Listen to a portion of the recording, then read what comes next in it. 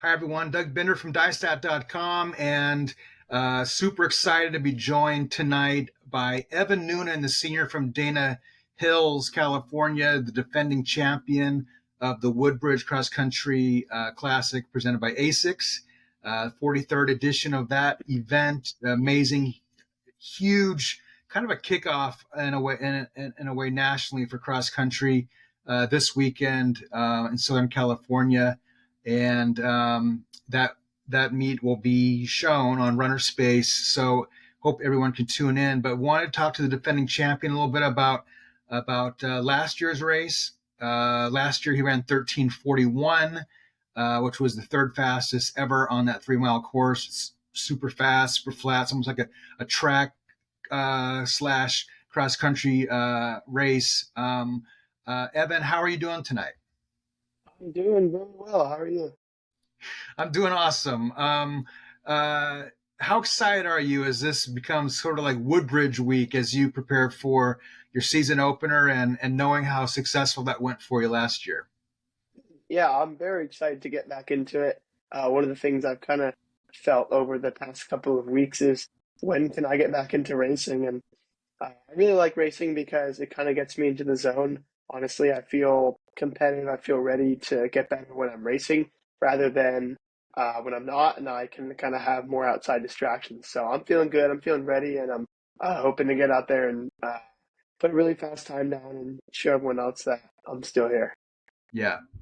Um, Tell me a little bit about your summer. How do you feel like your summer went in terms of, putting in the miles, doing the work, getting ready for what could be an incredible fall season for you?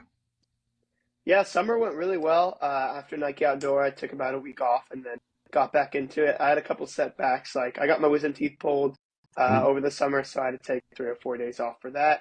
Um, Toured Nike campus with the elite guys, which was awesome, and then just kind of ducked my head down and started training. Honestly, I mean, I really just spent the whole summer running and hanging out with my friends. Got a lot of good base work in, some good workouts, a lot of indicators on where my fitness is, and it's all come down to kind of starting this cross country season. Yeah. How close do you live to the beach? I am about, ooh, on a good day, like 6 minutes from the beach.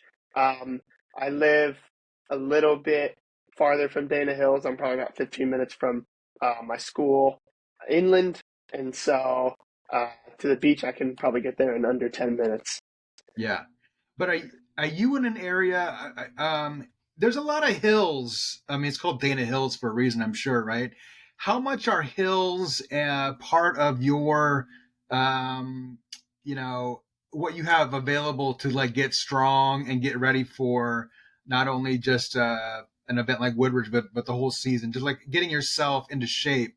How much do hills play a part in that for you? I mean, hills play a huge part in that for me. Honestly, I'm running up hills every day for my easy runs, hard runs, workouts, all that stuff. I mean, our school is basically surrounded by four huge hills, 4 or 5 huge hills that, like any run that you want to do that's not on campus, you have to go off and downhill to start. So usually all of my runs, I'm finishing up a hill or something like that. We center a lot of our workouts along kind of some shorter hill repeats as well. Our coach Greg Dunn has found a lot of hill spots around our school, whether they be at the park, the beach, anything like that. And we spend a lot of time doing repeats of those. So I think Yeah. it plays a huge part in my individual success and our team success, honestly, because it's one of those places where you can't do anything without running up some hills. So. Yeah. Yeah.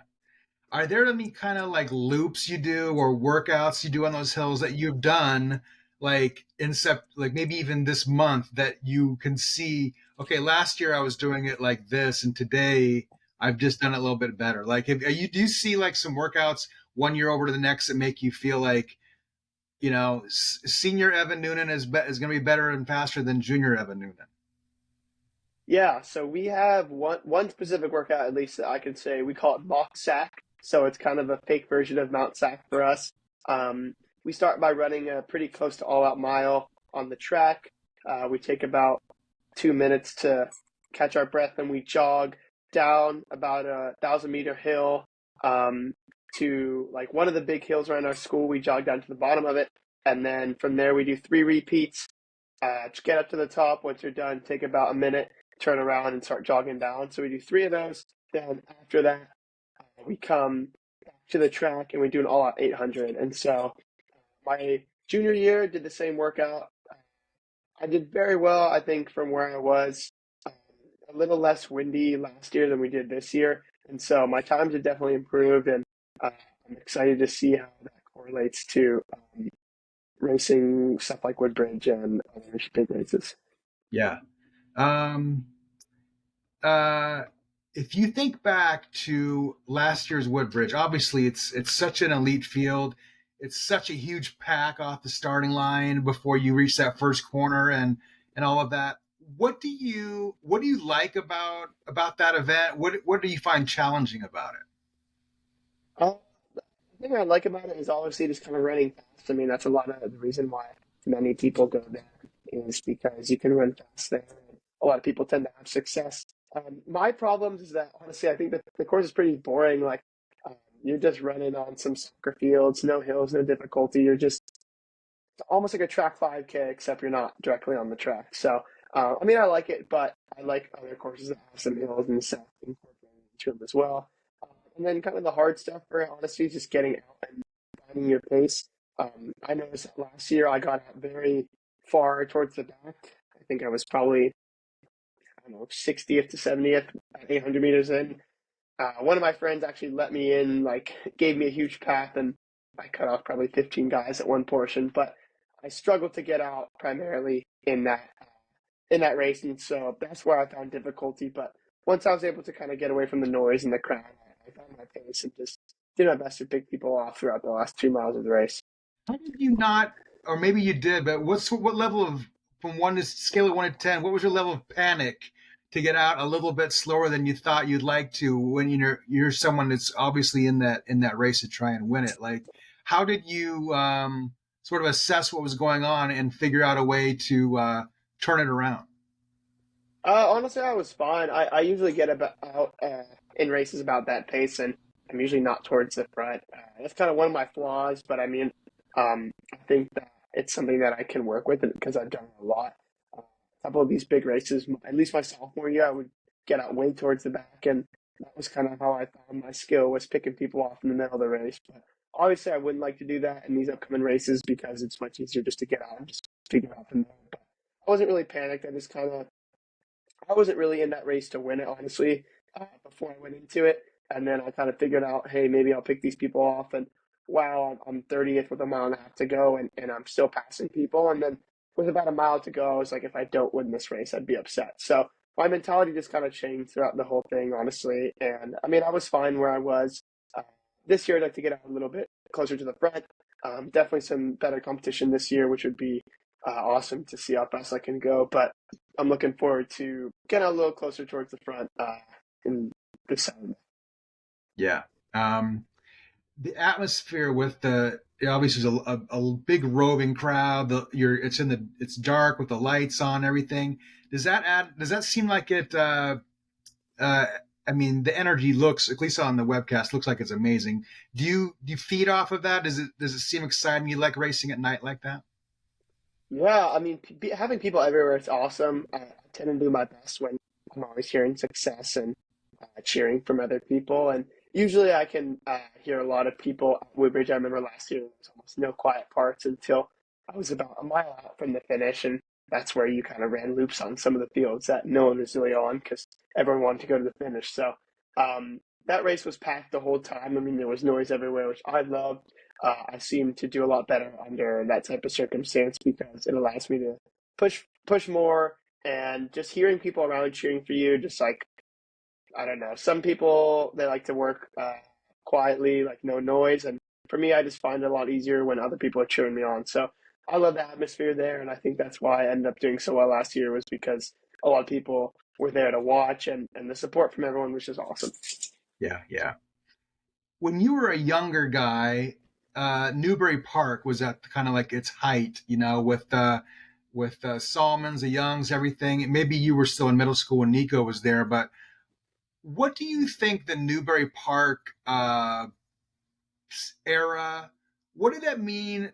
Maybe what did it mean not only to you, but I don't know, or to California running in general? What did it do? What do you think it did to inspire guys? Yeah, so I think those guys changed the game. A lot of people dislike them or maybe don't give them enough credit for what they've done. But I mean, those are some of the best runners that, number one, have come through California, and number two, have come through high school running in general. And so I think they changed the game for everyone. They kind of showed it how national records could be broken. You just gotta kind of put your mind to it, and you could have four guys under 14 the 3 mile. Like all that stuff's possible. Like they're, in my opinion, they're kind of the Eliud Kipchoge of high school running, where nothing's impossible, and they showed people that through their hard work and perseverance. So I think that they're a great way to show that California running is one of the more competitive states in California and will be for a long time. So I think that what they've done in high school is great for the youth and people coming up to see how nothing's impossible.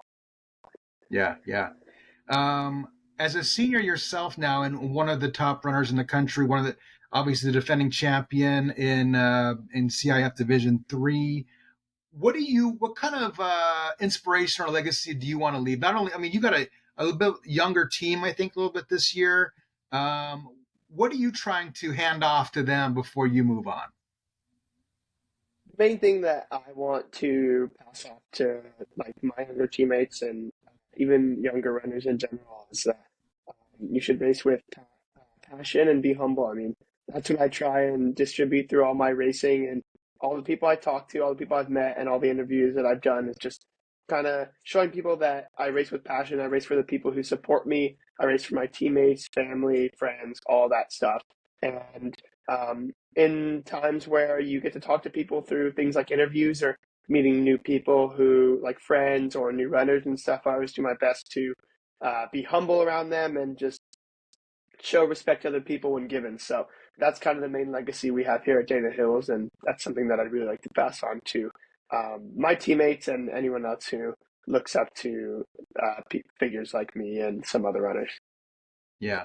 Dana Hill's got the iconic uniform there with the white shorts, the blue and white stripes on the top. It's very recognizable, and it's been that way for many many years. But I want to ask you about you've got some outlets besides running, which are pretty cool. The classic cars, the photography. I noticed that you don't do a lot of Instagram, right? So when you're out like taking photos, where do you maybe you don't display them too publicly, but uh, what do you like to take photos of, and where do you put them? Yeah, so I like to take photos of just kind of anything I'm doing with friends. I mean, a lot of the times I'll forget to bring like a digital camera or stuff like that, and I don't really take photos on my phone camera. But on like important trips and memories that I value, I love to bring my camera and take those because I like high quality photos and I think they're awesome. My friends and I took a road trip to Portland, Oregon to play golf at Glendeir Golf Course. And Oh so I yeah. brought Yeah, so I brought my camera up there and took a couple photos of my friends and I, and just watching the whole course and replaying it through my mind when it's all cold and rainy and wet. It's just it's really fun to hear. So memories like that I like to cherish in my camera, and then I don't really put them online. I mean, sometimes I do, but I'll send them to my friends just so we can kind of have those memories like documented on something like a camera. No, that's I'm glad that you brought that up. That's funny. So I grew up in Portland. I live outside Portland. Pretty familiar with Glendeir. That when it became the NXN course, was like I hardly believe that it's like right here in the backyard. But when you played golf there, did you play all 18 holes, or did you just play the nine where the course is run, where Yeah, the so cross country meet is held? Yeah, we played 18 holes because like that was our whole goal. We spent like I think we teed off at noon, so we could have been there forever. And so we it was $40 for for 18 holes, which if you Yeah. know is a pretty big steal. Um so we played all 18. Watching the front nine was like just surreal, honestly. Like it's so cool to uh just reimagine like the whole course in general. And then the back nine was beautiful. I mean, it didn't have the same cross country memories, but that whole area is just amazing. Yeah. Yeah. what was that experience like? I mean, you've seen it obviously in December when it's practically unplayable. Like I think that's why they can have the race, because no one's going to be getting tee times in December there, because it can get so wet. But when you were 45th last year, I know you probably wanted to finish a little higher than that last year at NXN after the amazing things you'd done all year. What did you think about it? What did you notice on the course that maybe gave you a little deja vu, or just reminded you of something that you'd seen? Yeah, total deja vu I felt throughout the whole thing. I mean, the front the front nine basically is a backwards like reenactment of the whole thing. I mean, where you finish the race is where you tee off for hole one. So just watching like almost going backwards and looking out over Simon's Loop and seeing the two hills at the end is just it's super cool looking at it because I was there roughly 6, 7 months ago, racing as fast as I could there. I mean, didn't do as well as I wanted, but just kind of like doing anything on an old cross country course when you're not there to run is a little it's pretty cool. So I just thought that whole experience was Yeah. amazing and I was glad to share it with some of my close friends. Were you like, hey, that's where the lake was last December? I remember that spot. Like that's where we were like up to our ankles or deeper in water there. Okay. Yeah, completely. I mean, I was pointing out like every single thing that like every hole I was like, "Oh, that's where maybe I fell," or "That's where I saw someone pass this guy," or "That's where JoJo really made his move," or something like that. And so the whole time out, it was basically just like a cross country reenactment, Yeah. honestly. Yeah. A year ago, after Woodbridge, you went up to Idaho for Bob Ferman, and that's where I think maybe we saw the first glimpse that JoJo was something special. He went flying by you right there in like the last 20 or 30 meters to win that race and break the course record. I noticed that you're going to Desert Twilight this year instead of Bob Ferman, but the back-to-back weeks that you had, though, Woodbridge and Ferman last year, really sort of like, I mean, that was what a great way to set the whole thing off. How how do you look back on in regard that last couple of weeks of September last year and just what it did for your confidence and everything moving forward? Yeah, so I mean, the first week at Woodbridge was just awesome. Like, I mean, after as soon as I finished Woodbridge, I told myself I'm going undefeated this year, and that's what I wanted to. And that was kind of my goal through the whole year was to race every race and win. And then as soon as I crossed the line at Furman, I'm like, well, that's gone. So I think I mean, the first week was great. Second week kind of screwed me over mentally because I was really focused on just going undefeated, and I had given it my all that race, and I mean, it is what he is. He was just a better man on that day, and I just didn't have it in me to finish that last, whatever, 10, 20 meters. So, um, but I mean, it set the morale pretty high. I mean, I competed with the guy that I lost to was the national champion that year. So I think that those Yeah, two races he were wasn't a pretty, slouch, that's for sure. Yeah. yeah, yeah. So great athlete. And so I think that, I mean, I don't like to have that be a cushion, but I think it was a reminder that those were two good races that I put in, and it just kept the morale a little high for the rest of the season. I think whether it's you or anyone else that wins Woodbridge, it puts a little bit of a target on you, doesn't it? Like the weeks that follow, like everyone knows who won Woodbridge because so many people tune in and follow that race. And it must feel, in some ways, it's a bit to live up to. Yeah, I mean, it definitely, I mean, mentally, I thought I had a target on my back just because everyone's there. And so if you race and you watch it online and you weren't there at the race, maybe you don't feel that oh, I need to get this guy in the next race. But I mean, there's so many people that I would be competing with over the next 3 months at Woodbridge that they all felt that the need to beat me in the next couple races. And so, I mean, I think it was good for me because mentally it kept me in it and not wanting to lose to these other people kind of kept me going. But I think that it was a little pressuring having that first win under the belt, especially being such a big meet. But I think it was good for my morale. Yeah, yeah. One more extra thing that you have in your life that you put some time and passion into, I know, is the cars, classic cars. You have a '93 Mazda Miata that I know is precious to you. Is that what you drive to school? Yeah, so that's my daily. I picked it up with my dad, I guess about 3 months ago. And Mm. I had to give a full-on presentation to my parents because they were a little bit fearful of having a manual and like an older car like that. But they fell through, and so we drove to San Diego, I think at like 6 in the morning to pick up this guy's car. It was a Facebook Marketplace listing that we had found. Well, my friend had found it 2 nights before we actually went and picked it up.